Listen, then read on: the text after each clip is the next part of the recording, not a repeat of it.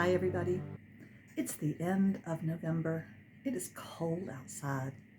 I'm back in from doing my chickens this morning and I decided to make homemade granola because we were out.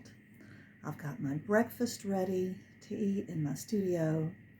I'm in the middle of painting a picture of my granddaughter dancing and I'm hoping I can pull that one off. I've also got an idea of sewing some more and making some more wonky stars today, at least making the squares. I'm going to light my incense and put on some Christmas music on my little CD player that's in my studio so I don't have to listen to any advertisements on Spotify. Isn't that great? What are you doing today at the end of November in this little quiet time after Thanksgiving before we launch into the Advent season? It's a lovely time of year.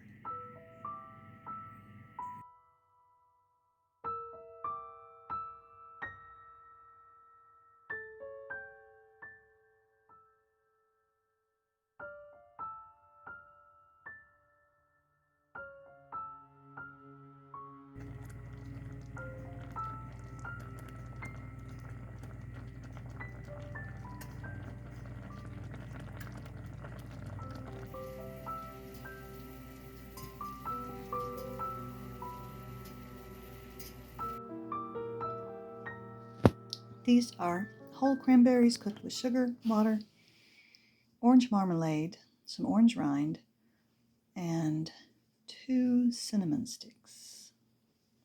Pretty yummy. This pecan pie recipe came from the good old recipe book, Southern Sideboards, from the Junior League in Jackson, Mississippi. It turned out well. Now I'm moving on to sweet potato casserole.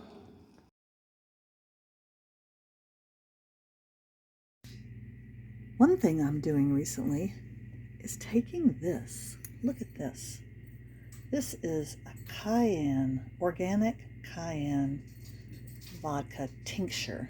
Okay, now you don't take much. I take less than a dropper full every day.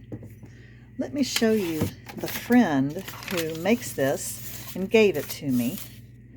She doesn't sell this, obviously, but this is what it says about cayenne and its health benefits for those who are interested. It's a natural painkiller, can stop bleeding in a powder form. It can heal stomach ulcers and help with digestion. It may help with arthritis over time. That's really what I'm interested in. I have arthritis in my hands. And she was told by an emergency room doctor, I think a friend of hers was told, that could help stop a heart attack if you administer it quickly. Of course, you should still go for medical help. But if you put a few drops of it under your tongue, the cayenne can help. And it might even lower blood pressure. So we'll see. And it's not too hot. It's actually delicious in hot tea. I make a small pot of hot tea, and I just put about 1/4 of a dropper full in each cup of tea as I drink it. And it's really yummy. It gives flavor to the tea, and it's not, I don't like hot stuff, but it's not too hot. So think about that. You could look up making tinctures. It's super easy.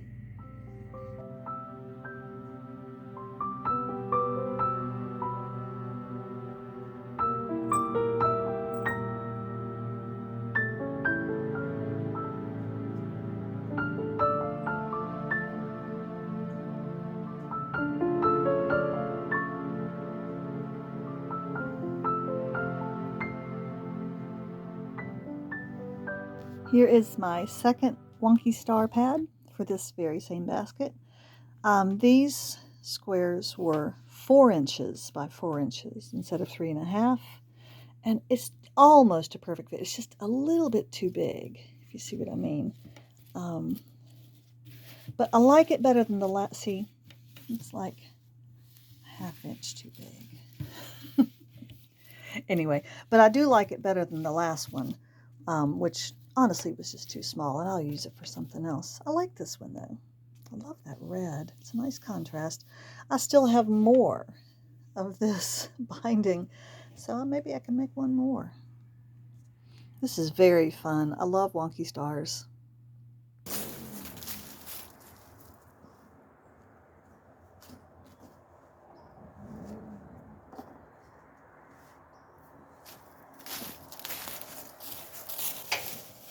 Okay, dogs, let's go. Come on, Bubba.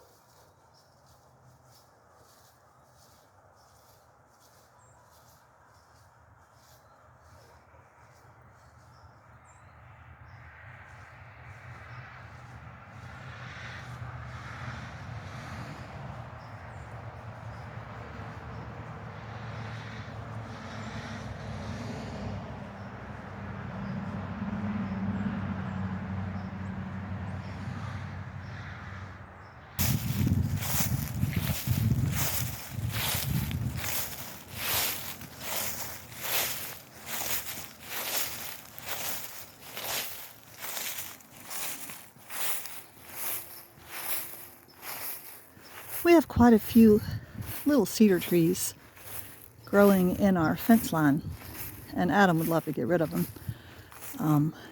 So I told him I might dig one up. I thought about just cutting one, but then I thought it'll last longer if I keep it in soil.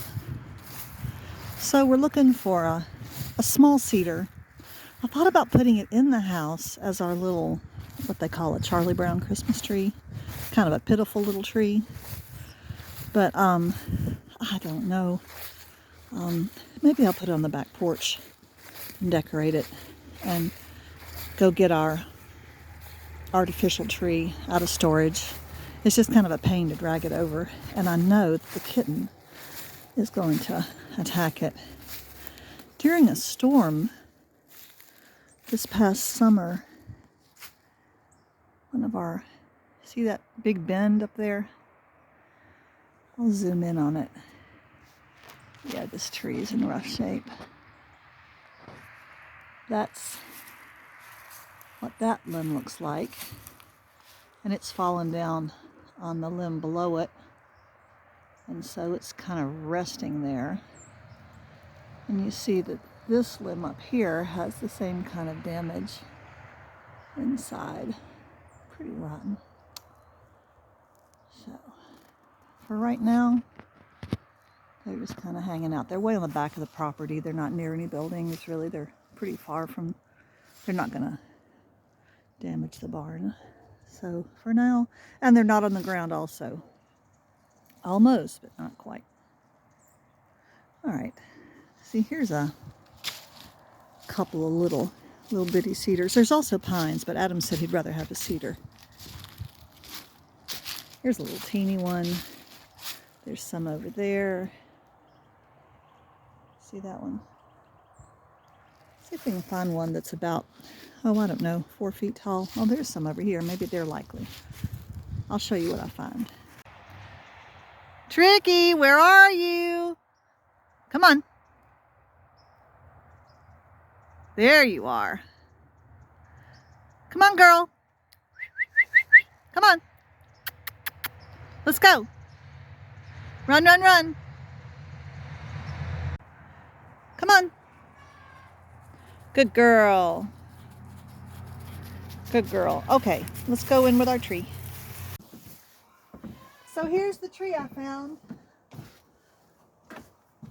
I really had to wrestle it out of the ground. Yeah, I might keep it on the back porch. We'll see. It's a little scraggly looking, but it's pretty good for a cedar on a fence line.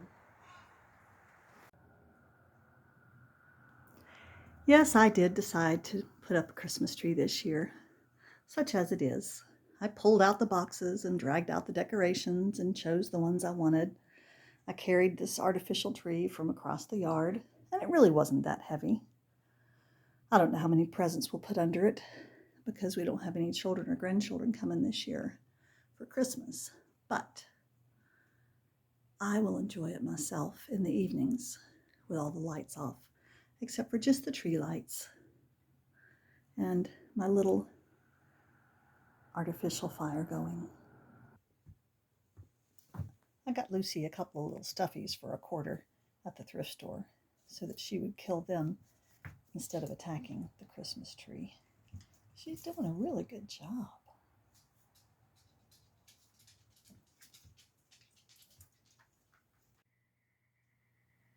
Look who's hiding under the Christmas tree, looking like he's going to be such a good boy. Oh, he's so pretty. Hi, Leo.